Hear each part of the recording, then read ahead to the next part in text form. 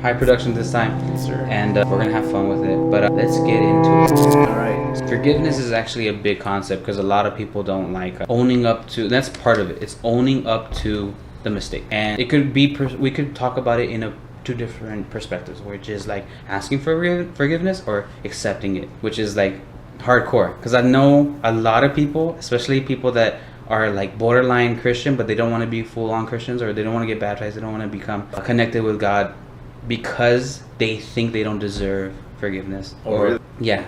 Okay. Really, you have never heard that? Not People are just like, no, like I'm not ready to be perfect yet. It's like, oh, it's maybe. not. Yeah. Well, anyway, we're gonna get into it, and I don't know which one you would feel like more comfortable with, on what perspective you want to talk about it in. Let's talk about, because just off the top of my head, I just remembered something. Let's talk about forgiving people. Okay. Yeah, because I was doing a Bible study with my little siblings. We were reading through Matthew, and it's really hard, dude. It's so hard because it's like so much in just one chapter. Matthew chapter 5. It's all the not the parables, the Beatitudes, where it's like, blessed is the one who does this, and so on like that. And one of the Beatitudes is, blessed is the one who shows mercy. We can go to it. Matthew chapter 5. That way I can read it because I don't have it memorized. All right. Well, I'm gonna take your word for it. It says, "Blessed are the merciful, for they shall receive mercy." Right, so we have received mercy from God. He has forgiven us of our sins. We should also forgive others and show mercy to them as well. Yeah. And I think it can be really hard, especially when someone offends you or they do something to you. It's the only reason to forgive someone. Mm-hmm. It's really hard to be like, you know what, they were definitely wrong for what they did, but I forgive them for it. I'm not going to hold a grudge against them. One, because it affects me, and two, because I have been forgiven for way worse things than what they've done to me. Yeah. But that's what I think about when I think about forgiveness. Mm-hmm. I think about showing mercy to someone else because Jesus has shown me mercy. Exactly. Yeah. It's in the Lord's Prayer. That's like one of the first things you say is like, Father, forgive me, for I have sinned as I forgive others who sinned against me. Like, it's right there and then. Like, and that I'm not sure if I told you, but I've told my sister this, and I was like, if you forgive everybody except for that one person that did you wrong, right? Whomever it is, when you go to heaven, God can easily be like, oh, I forgive everybody else but you, David, you know? And it's just like, no, you have to be just how Jesus was, right? Or is, as he fed people, you have to feed people, you know? You have to be kind to others, you have to love other people. As you pray for other people to be healed, Jesus does that. That's what he does, you know? And so that's part of it. Jesus forgives, so that means you must forgive. And I feel like, one, it is a huge, I guess it goes hand in hand on pride. Yeah. It's definitely. Like, it's definitely going to be like something that's like anchoring you down. But you have to swallow that pill, as we did. I think I talked about it like second episode, right? You have to swallow your pride. And as soon as you do that, and on that episode, I had said that it doesn't get better. It's always just a giant pill. I'm going to redact that statement. It's now so freaking easy. Like, now that I did it, it's just like effortless. And I didn't know that. But so just take my word and my I guess testimony on that. Because when you feel like, man, that like you want to go off, you want to say all these things, you want to let them know, man, you did me so dirty, you did me so wrong, right? But then at the same time, you're like, as soon as you let go, you truly let go of that weight. You don't own that. It's like what Jesus says to, I guess at that moment, Simon, but not Peter, right?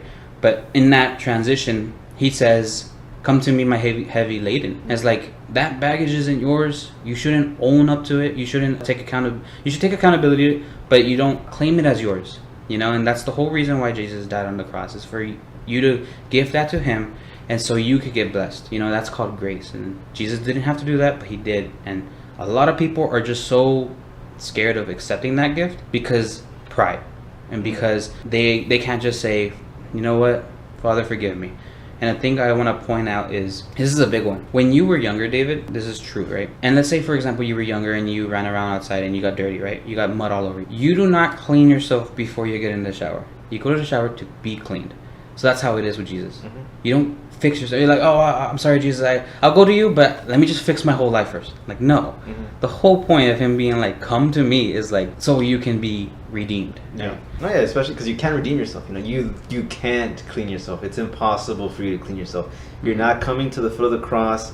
I've been washed of my sins, even though, you know, I've done all these things. I'm washed of my sins. Now I'm coming to you, because you haven't. Yeah. You know, that's the entire point. You haven't. You have to be washed by the blood of Jesus Christ, and you can't be washed by anything else, because there's nothing else that will clean you. Mhm. So definitely agree. So now that's clarified, and I think that's a really good foundation. We can kind of build up from that, where it comes to being able to be like, okay, how can I take this course of action? How can I make this happen? I recommend to all the viewers that are watching, you do not need to be in the same room to forgive them, all right? If they have passed away and you don't have that conversation, that ability to be like, oh man, my father was really bad to me when I was younger, you do not need to be in that room with them to be like, Dad, I forgive you. You don't have to.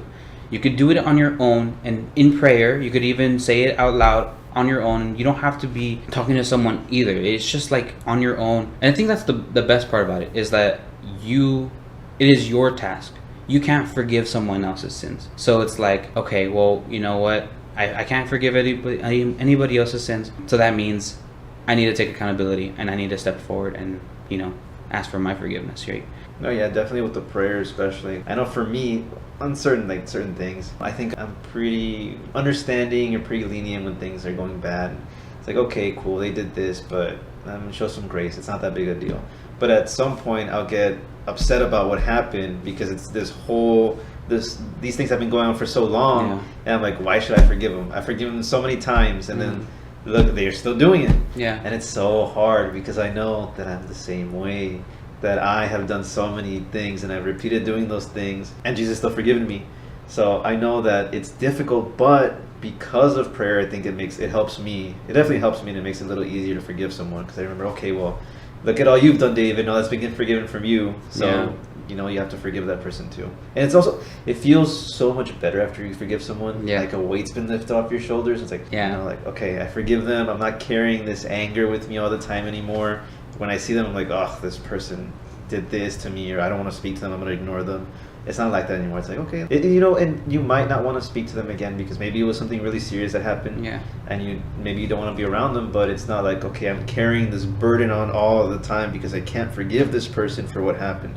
And prayer definitely helps with that, I think, and remembering that so much has been forgiven for us that we should forgive other people too. And that's why I want to piggyback off of that.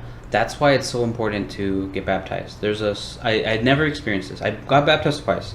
The first time, I thought I was ready, but I really didn't understand it. I knew of God, but I didn't know God. But the second time when I did it, I'm not lying to you, when I was underwater, I felt like everything that I was stayed in that water, and I felt new. Like I felt like when I came out, I was like, something stayed back there, and I just feel way more like redeemed, And in truth, I want to jump back, because you do not need to necessarily get baptized to feel this, right?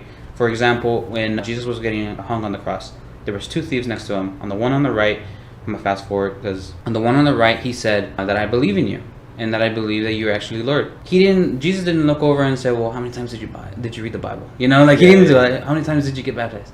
Or how many times did you go to the church? Like, he didn't ask that. He said, together you will walk with me in paradise. And it's just like, bro, like, just like that, you were like accepted. And it's just like, man, like, what a good time, because he would be like, oh dude, I'm so freaking lucky, like right on that cross. But like, in truth, like, he was about to just pass away. That guy, he had the opportunity he had the faith and the encouragement. And that's actually a lot of that comes to what happened? No, just okay. Make sure it's good. That comes to, I didn't put my timer for mine, by the way. That comes back to having encouragement. You have to be, confident when you ask for this forgiveness, and you also need to mean it with your heart. You can't just, like those in the past, for those who don't know, sin equals death. And so, or the wages of sin is death, right? So people in the past would do a sin, right? For example, they'll steal something. They'll sacrifice an animal, and then after that, they're redeemed. And that's not how it should be. You can't just continuously manipulate that. You need to mean it from your heart. So that's why Jesus was like, you know what? The ultimate sacrifice, I'm coming down, and I will be that sacrifice. So you don't need to run acres or yards or miles or a different country just to find the place where you can speak to God. You can do it anywhere. You can do it in your car. For shout out to the people that are Christians, you know this, when you're driving down a highway and you're worshiping, like, you literally make your car the altar, like, just like that. It's just like, man, you don't have to do all those things to go to different locations just to feel God. The whole point of Jesus dying for us and taking that punishment is, well, obviously, one, there's separation, there's the division from sinners to saints, right? I guess you can say. But also a huge change. It's like, okay, we used to have religion over everything, and it was like, no, it's not religion, it's relationship, and that's a huge part of it. So if you want to ask for forgiveness, truly mean it with your heart. Don't take abuse to it. You can't do sin and then you can't serve two masters. So you can't sin and then the next day be like, okay, no, Father, forgive me, and then the next day do it again and again. Like, you have to mean it with your heart.